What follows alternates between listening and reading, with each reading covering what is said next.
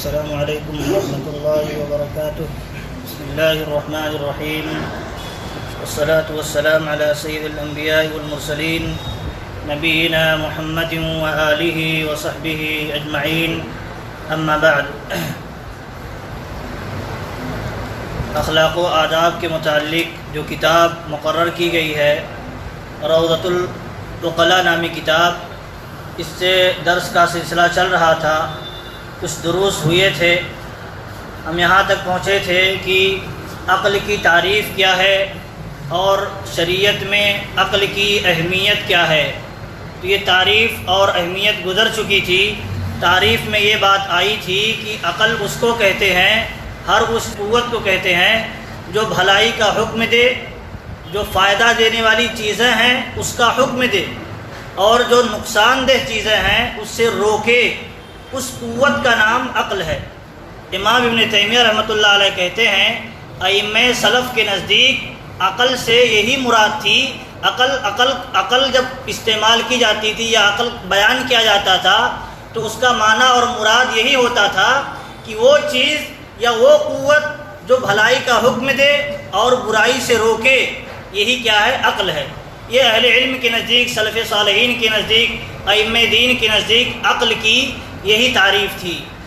امام ابو حاتم رحمۃ اللہ علیہ، ابن حبان البصری رحمہ اللہ اپنی کتاب میں آگے لکھتے ہیں عقل کی فضیلت بیان کرتے ہوئے کہ عقل کی فضیلت کیا ہے اور کتنی ہے.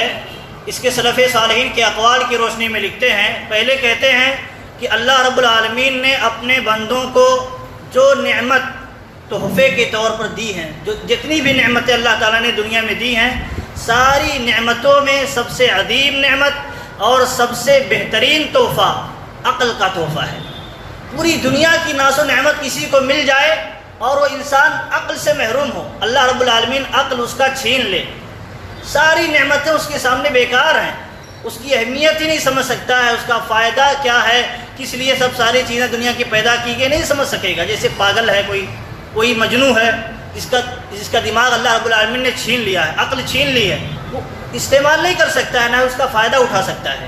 تو اسی لیے یہ کہتے ہیں امام ابن حبان رحمۃ اللہ علیہ، بہت اہم بات کہتے ہیں کہ اللہ تعالیٰ کی تمام نعمتوں میں سے سب سے افضل نعمت، سب سے بہترین نعمت اور سب سے بہترین تحفہ جو اللہ رب العالمین نے بندوں کو دیا ہے، انسانوں کو دیا ہے، وہ عقل کا تحفہ ہے.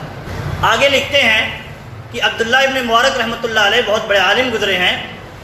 ان سے پوچھا گیا کہ انسان کو جو چیزیں دی گئی ہیں، دلیل دے رہے ہیں سلف صالحین کے اقوال کی روشنی میں، ان سے پوچھا گیا کہ اللہ رب العالمین نے انسان کو جو چیزیں دی ہیں یا انسان کو جو چیزیں دی گئی ہیں ان میں سب سے بہتر کون سی چیز ہے؟ کہتے ہیں غزیرۃ عقل، وافر مقدار میں عقل جس کے پاس ہو یا جو عقل بہت زیادہ ہو، سب سے بہترین چیز ہے جو انسان کو دی گئی ہے. سب سے بہترین چیز کیا ہے؟ وافر عقل، بہت زیادہ عقل. اور پھر پوچھا گیا ان سے اگر کسی کے پاس بہت زیادہ عقل نہ ہو تو کون سی چیز زیادہ افضل ہے اور سب سے بہتر کون سی چیز ہے؟ اگر کسی کے پاس بہت زیادہ عقل نہیں ہے تو کون سی چیز سب سے بہتر ہے؟ تو کہتے ہیں بہترین اخلاق، بہترین ادب، بہترین طریقہ، یہ کیا ہے؟ اس کے بعد سب سے بہترین چیز ہے. اور یہ چیز پیدا کب ہوتی ہے؟ جب انسان کے پاس عقل آتی ہے، کچھ ہوتی ہے عقل، تو عقل کی بنیاد پر بہترین انسان سلوک کرتا ہے کسی کے ساتھ. کسی سے اچھا برتاؤ کب کرتا ہے؟ جب اس کے پاس عقل کا کچھ مقدار ہوتا ہے، ورنہ وہ اچھے طریقے سے کسی کے ساتھ پیش نہیں آ سکے گا. جیسے ایک پاگل انسان کسی کے ساتھ، کوئی چاہے چھوٹا ہو یا بڑا ہو، بغیر کسی تمیز کے کیسے بھی پیش آ سکتا ہے اس کے ساتھ، کیوں کہ اس کے پاس عقل نہیں ہوتی ہے. تو پھر پوچھا گیا کہ اگر کسی کے پاس بہترین اخلاق نہ ہو تو کون سی چیز اس کے لیے اچھی ہے اور بہتر ہے جو اس کو دی گئی ہے؟ تو کہتے ہیں اخ صالح یستشیرہ، کہ وہ بہترین، وہ نیک بھائی، وہ نیک اور دیندار بھائی جس سے آپ مشورہ طلب کریں، وہ آپ کو نیک کام کا مشورہ دے. کیونکہ آپ کے پاس عقل نہیں ہے اور کوئی آپ کو رہنمائی کرنے والا بھی نہ رہے، پاگل انسان ہے اور اس کی دیکھ ریکھ کرنے والے نہ ہو تو کہیں کچھ بھی کر سکتا ہے وہ. لیکن جب اس کی دیکھ ریکھ کرنے والے رہتے ہیں، عقل نہیں ہے، کم مقدار میں عقل ہے، لیکن رہنمائی کے لیے کوئی ایک ساتھی ہوتا ہے تو اسے سنبھالے رہتا ہے. اس کی حفاظت کیے رہتا ہے۔ جیسے بچوں کو دیکھیں، یہ کم عقل ہوتے ہیں، ان کے ہاں عقل نہیں ہوتی ہے، کچھ بھی کرنا چاہتے ہیں، لیکن ماں باپ کیا ہوتے ہیں، ان کو سنبھالتے ہیں، ان کی حفاظت کرتے ہیں تاکہ بچہ ہمارا ضائع اور برباد نہ ہو جائے۔ تو فرمایا کہ اگر کسی کے پاس عقل بہت زیادہ نہیں ہے اور اچھا ادب نہیں ہے تو اس کے لیے سب سے بہتر کیا ہے، کوئی اپنا نیک بھائی اختیار کر لے جو اس کو مشورہ دیتا رہے یا اس سے مشورہ لیتا رہے۔ پھر پوچھا گیا اگر کسی کے پاس یہ بھی نہ ہو تب کہتے ہیں صمتٌ طویل، تو خاموشی، لمبی خاموشی اختیار کرے جب تک کہ اس کے پاس عقل و دانائی کی بات کہیں سے آ نہ جائے تب تک وہ خاموش رہے، کچھ نہ بولے، اس کے لیے خاموشی یہ سب سے بہتر ہے۔ پھر پوچھا گیا اگر کسی کو خاموش رہنے کی عادت نہ ہو یا خاموش نہ رہ سکے تو اس کے لیے سب سے بہتر کیا ہے، تو کہتے ہیں موت عاجل، اگر یہ سب کسی کے پاس نہیں ہے اور خاموش بھی نہیں رہ پاتا ہے تو کہتے ہیں اس کے لیے موت بہتر ہے، جلد موت بہتر ہے۔ کیوں؟ کیونکہ انسان کچھ نہیں جانتا ہے، اس کے پاس عقل بھی نہیں ہے اور کچھ اس کے سوجھ بوجھ نہیں ہے اور کوئی مشورہ دینے والا بھی نہیں ہے، اس کے باوجود وہ خاموش بھی نہیں رہتا ہے، بولتا رہتا ہے، کچھ بھی بولتا رہتا ہے، کوئی مسئلہ پیدا ہو گیا یا کوئی بات آ گئی وہ زبان کھولتے رہتا ہے، تو کیا ہے، اس کے لیے ہلاکت ہے، اس کے لیے ہلاکت ہے۔ اسی لیے آپ دیکھیں اللہ کے نبی صلی اللہ علیہ وسلم نے فرمایا کہ سب سے زیادہ لوگ جہنم میں کس بنیاد پر جائیں گے، زبان کی بنیاد پر اور شرمگاہ کی بنیاد پر، سب سے زیادہ لوگ جہنم میں جائیں گے۔ تو یہی اسی لیے یہاں دیکھیے امام عبداللہ ابن مبارک رحمۃ اللہ علیہ بہت بڑے عالم سلف میں سے ہیں، گزرے ہیں، انہوں نے بہت اہم بات فرمائی ہے اور کہا ہے کہ اگر انسان کے پاس اس طرح کی چیزیں نہ ہو، عقل نہ ہو، اچھا ادب نہ ہو، خاموشی نہ ہو اس کے ہاں، تو اس کے لیے موت بہتر ہے، جلد موت آ جائے اس کے لیے بہتر ہے، کیونکہ جتنا زندگی پائے گا اور اس کے پاس عقل نہیں ہوگی، علم نہیں ہوگا، اتنا وہ خرافات میں پھنسا رہے گا، اتنا ہی خرافات کی دلدل میں پھنس جائے گا اور اس کے لیے وہ بال جان بن جائے گا۔ آگے امام ابن حبان رحمۃ اللہ علیہ کہتے ہیں کہ عقل کی کتنی قسمیں ہیں، اس کے بارے میں بیان کرتے ہوئے کہتے ہیں کہ عقل کی 2 قسمیں ہیں، یہ ہمیں ذہن میں رکھنا چاہیے۔ اصل میں جب یہ ذہن میں رکھیں گے تب سمجھ میں آئے گا کہ کون سی چیز عقل ہے اور کون سی چیز عقل نہیں ہے۔ تو بیان کرتے ہیں کہ عقل کی 2 قسمیں ہیں، ایک ہوتا ہے مطبوع، عربی میں کہتے ہیں مطبوع عقل، یعنی ہم اس کو اردو میں کہہ سکتے ہیں فطری عقل، اللہ رب العالمین نے جو پیدا کیا ہے، دیا ہے، وہ عقل اصل ہے۔ اور ایک ہے مسموع کے مطلب سن کر کے جو چیز حاصل کی گئی ہو یا تجربے سے علم کی بنیاد پر جو چیز حاصل کی گئی، جو صلاحیت حاصل کی گئی ہو، اس کو کہتے ہیں مسموع عقل۔ تو اصل میں کیا ہے، اللہ رب العالمین نے جو پاگل نہیں ہے انسان، اللہ رب العالمین جس کی عقل نہیں چھینی ہے، تو وہ اصل میں اس کے پاس عقل فطری ہوتی ہے، فطر ہر ایک کے پاس اللہ رب العالمین نے فطری عقل دی ہے، لیکن فطری عقل کب کام میں آتی ہے، جب سن کر کے یا علم کی بنیاد پر، تجربے کی بنیاد پر انسان اس کا استعمال کرتا ہے، اس عقل کا جو چیز ہوتی ہے اللہ رب العالمین نے دی ہوتی ہے، اس کا استعمال علم کی بنیاد پر، تجربے کی بنیاد پر کرتا ہے، تب وہ عقل فائدہ دیتی ہے۔ ورنہ ایک عقل ہو، مثال کے طور پر کسی کو فطری عقل ہے، فطری عقل اللہ رب العالمین نے دی ہے، لیکن اس کے پاس علم نہیں ہے، تجربہ نہیں ہے، تو آپ دیکھیں یہاں جو بیٹھ کر کے درس دیتے ہیں، خطبہ دیتے ہیں، تراویح پڑھاتے ہیں، ان کے پاس بھی عقل ہے، اور ایک جو پیچھے سنتے ہیں عوام الناس ہے، کچھ نہیں جانتی ہے، ان کے پاس بھی عقل ہے، لیکن ایک ہے تو پڑھا رہا ہے، زبان سے پڑھا رہا ہے، یاد کر کے پڑھا رہا ہے، اس کو یاد ہے، پڑھا رہا ہے، لیکن ایک کے پاس بھی عقل ہے، وہ نہیں پڑھا سکتا، کیوں؟ اس نے وہ حاصل نہیں کیا ہے۔ تو ایسے ہی اس کی مثال دیتے ہیں آگے چل کر کے کہ مطبوع عقل کی مثال کیسی ہے، زمین کی طرح ہے۔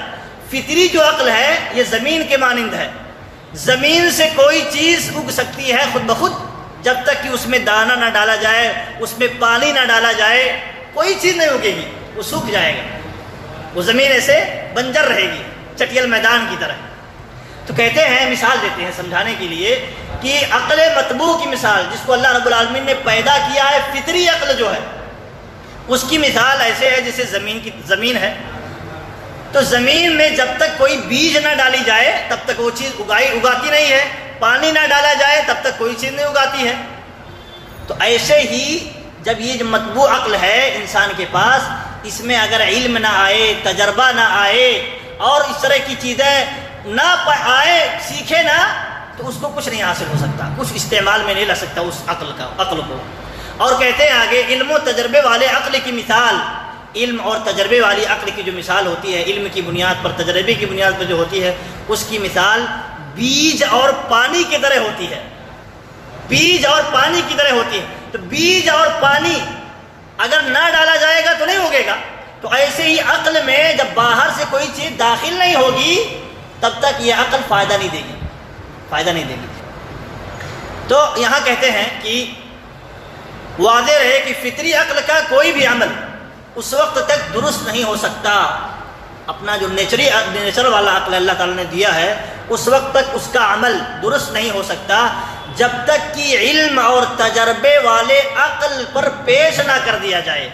مثال کے طور پر ہمارا دل کہہ رہا ہے کہ عصر کے بعد 15 رکعت 20 رکعت نماز پڑھنی چاہیے، دل کہہ رہا ہے، لیکن عقل اور علم اور کتاب و سنت کی دلیل کہہ رہی ہے آپ خاص کر کے نہیں پڑھ سکتے اس طرح کی نماز، کیونکہ اس طرح کی کوئی دلیل نہیں ہے۔ تو یہ عقل کی رہنمائی میں جب یہ چلے گا، جو فطری عقل ہے، فطری عقل جب علم کی رہنمائی میں چلے گا تب اس کا صحیح نتیجہ آئے گا، ورنہ صحیح رزلٹ نہیں آئے گا۔ پھر کہتے ہیں کہ اس سے معلوم ہوتا ہے کہ مسموع عقل یعنی علم اور تجربے کے بغیر جو چیز آتی ہے وہ عقل بیکار ہے، اس سے کوئی فائدہ نہیں ہوگا، کوئی کام نہیں ہو سکتا ہے۔ جیسے آپ دیکھیں کہ ایک بچہ ہے، پیدا ہوا ہے، بچہ پیدا ہوا ہے، اس کے پاس اللہ تعالیٰ نے عقل دی ہے، سب کچھ دیا ہے، سننے سمجھنے کی صلاحیت دی ہے، لیکن اس کو لے جا کر کے کہیں ایک روم میں بند کر دے، کھانا پینا اس کو ملتا رہے اور وہیں وہ جوان ہو جائے، وہیں وہ اسی حالت میں جوان ہو جائے، تو کچھ نہیں سیکھ سکتا۔ بڑا ہو گیا ہے، بول بھی نہیں پائے گا، کیوں؟ وہ کہیں سے سنا بھی نہیں ہے، کہیں سے پڑھا بھی نہیں ہے، کہیں سے کسی سے سیکھا نہیں ہے، کچھ نہیں جانتا ہے۔ اس لیے آپ دیکھیے جو جاہل ہوتے ہیں پڑھنا بھی نہیں جانتے، کچھ ان کے پاس یعنی علم نہیں ہوتا ہے، کیوں؟ نہ کہیں سے سیکھے ہوتے ہیں اور نہ کہیں سے معلومات حاصل کیے ہوتے ہیں۔ تو یہ علم جو عقل بڑھتی ہے یا عقل پیدا ہوتی ہے اور عقل کو جو جلا ملتی ہے وہ کہیں سے سیکھنے سے، سننے سے، پڑھنے سے، یاد کرنے سے حاصل ہوتی ہے۔ تو اسی لیے کہتے ہیں کہ اگر عقل جو فطری عقل ہے تجربے والی عقل سے خالی ہو جائے تو اس کا کوئی رزلٹ اور کوئی نتیجہ نہیں آئے گا۔ اور اسی طرح اگر علم و تجربہ والی عقل نہ ہو تو انسان خواب غفلت میں پڑا رہے گا، غفلت کا شکار رہے گا، کیونکہ خواہشات نفس کا وہ پیروی کرنے والا ہو جائے گا۔ اور خواہشات نفس سے اس کو ابھارنے والا کون ہوتا ہے؟ کہتا ہے یہاں نقصان ہے، یہاں مت جاؤ، یہ کام مت کرو، اس میں بہت سارا نقصان ہو جائے گا۔ کون؟ یہ عقل جو کہیں سے حاصل ہوتی ہے، تجربے کی بنیاد پر آتی ہے، کہیں سے سیکھ کر کے آتی ہے، ابھارتی رہتی ہے کہ نہ کرو ایسا، اس سے نقصان ہو جائے گا۔ تو اگر یہ چیز نہ ہوگی تو انسان کو نقصان ہوگا اور کوئی فائدہ نہیں دے سکتی ہے۔ پھر آگے چل کر کے کہتے ہیں کہ محمد بن اسحاق الواسطی ہیں، ایک شاعر ہیں، انہوں نے یعنی ایک شعر کہا ہے کہ میں نے رأیت العقل نوعین فمتبوع ومسموع، کہ ہم نے عقل کی دو قسمیں پائی ہیں، ایک ہے جو فطری عقل ہوتی ہے، تو اس میں جب تک کوئی چیز نہ ڈالی جائے، جیسے زمین ہے، زرخیز زمین ہے، یعنی اس میں اگر کچھ ڈالیں گی تو پیدا کرے گی زمین، لیکن جب تک نہیں ڈالے گی تب تک کیا اگائے گی وہ زمین؟ کچھ نہیں اگا سکتی ہے۔ جب وہ اس میں جب پانی ڈالا جائے گا، بیج ڈالا جائے گا، تب وہ اگائے گی۔ تو ایسے ہی عقل ہے، جب تک وہ سادہ رہے گا، سادہ پیپر کی طرح خالی رہے گا تو کچھ نہیں دے گا رزلٹ، لیکن جب اس میں ڈالا جائے گا تب وہ قبول کرنے کے قابل ہے تو وہ اگائے گا، کچھ نہ کچھ فائدہ دے گا۔ تو کہتے ہیں میں نے غور کیا تو عقل کی دو قسمیں پائی، متبوع یعنی فطری عقل اور مسموع جو تجربے سے حاصل ہوتی ہے۔ اور کہتے ہیں لا ينفع مسموع، ایسے ہی تجربہ والی جو عقل ہوتی ہے وہ فائدہ نہیں دے گی اگر اس کے پاس فطری عقل نہ ہو۔ مثال کے طور پہ کسی کو پاگل جس کے پاس دماغ نہیں ہے، اب وہ کہیں سے تجربہ حاصل کرے، لوگوں سے علم سیکھے، کچھ بھی یاد کرتا رہے، کچھ بھی رٹتا رہے، یاد بھی کر لے، تو اس سے کچھ فائدہ حاصل کر سکتا ہے؟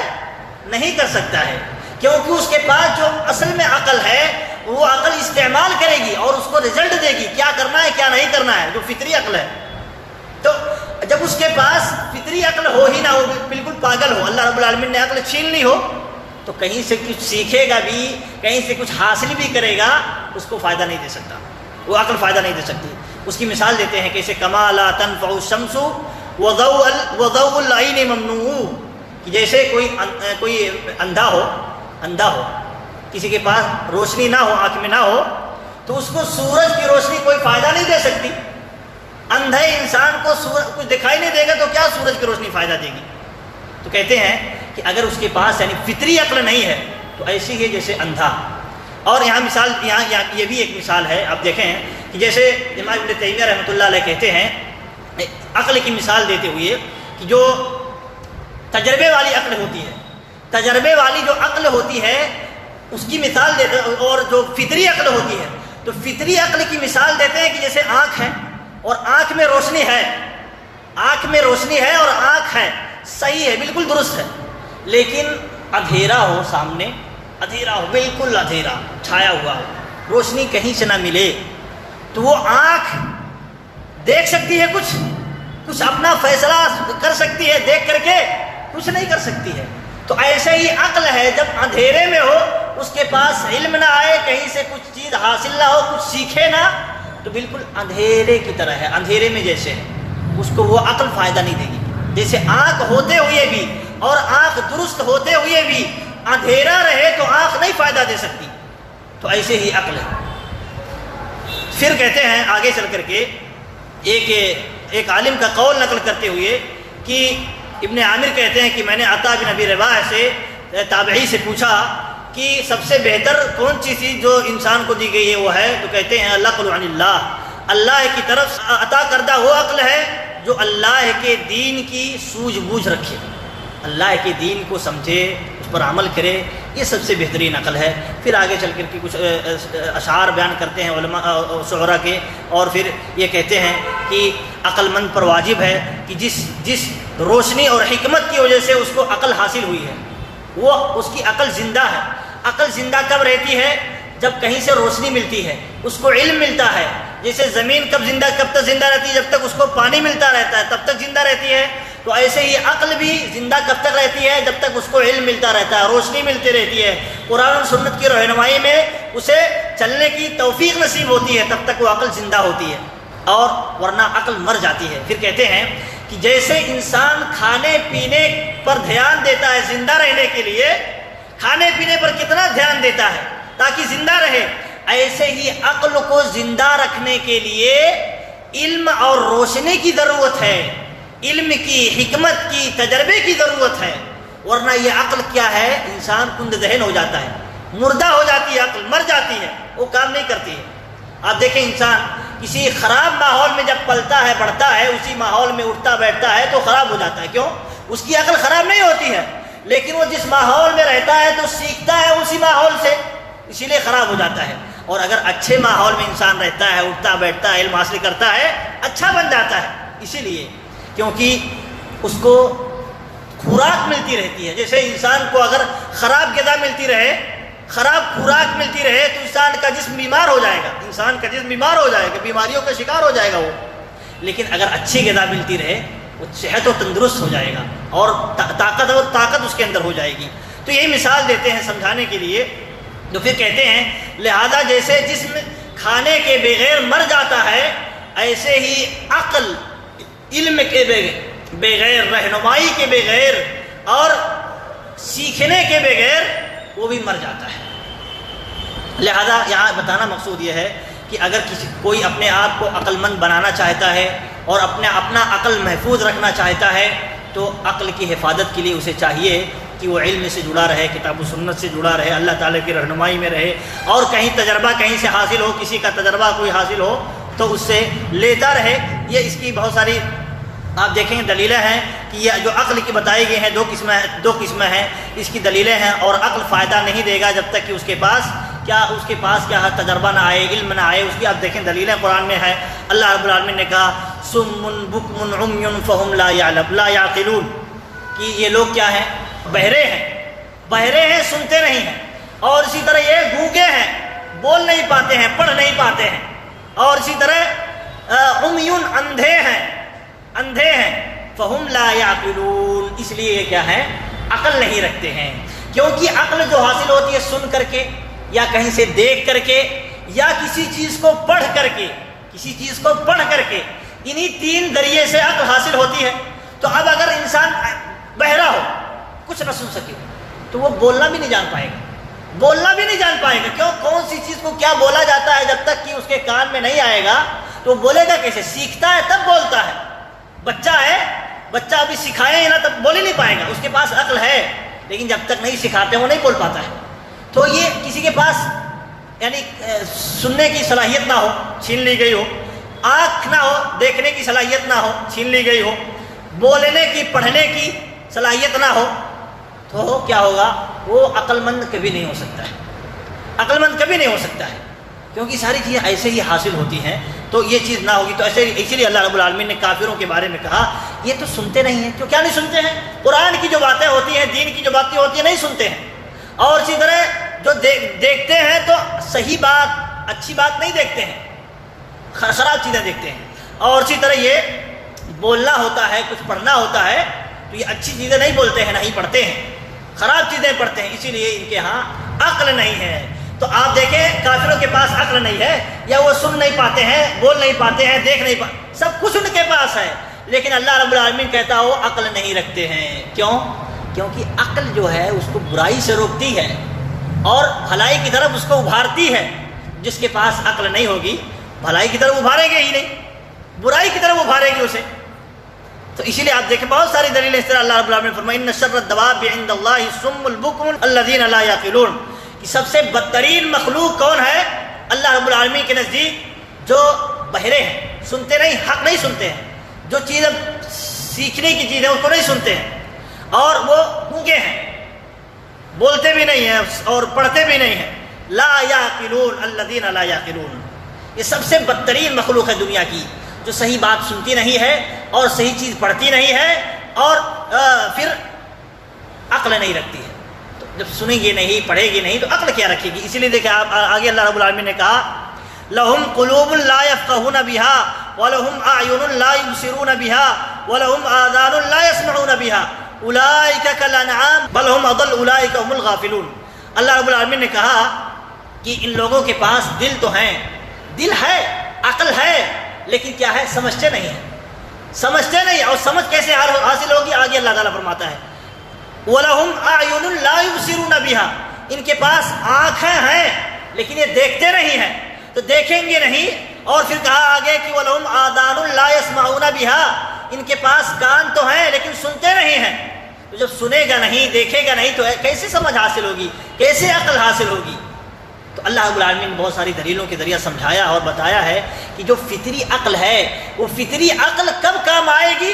جب علم کی روشنی میں اس کا استعمال کیا جائے گا، تب وہ عقل اس کو فائدہ دے سکتی ہے۔ اللہ رب العالمین سے دعا ہے کہ اللہ رب العالمین ہمیں سمجھنے، دین کی باتیں سمجھنے اور اس کے مطابق عمل کرنے کی توفیق عطا فرمائے۔